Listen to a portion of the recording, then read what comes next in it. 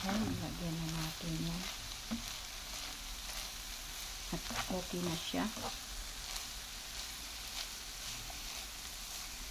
Kaya tatanggalin na natin. May mga timpla na yan. Seasoning, lahat-lahat na kailangan ay mayroon na. Hindi ko na ipinakita sa inyo dahil alam na ninyo yan. Diba? Nakita ko na lang yan. At ayan, ready na siya.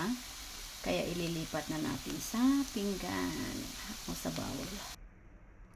Ayan na siya. At talagyan natin siya ng spring onion. Diba? At masarap siya dahil nilagyan ko siya ng kalamansi o limonsito. Ang sarap niya. Ayan. Ang sisig natin, chicken sisig. Ayan. Yung ano na yan, chicken tights, tinanggal ko yung buto. Hindi talaga yung chicken breast. Masarap siya kaysa chicken breast.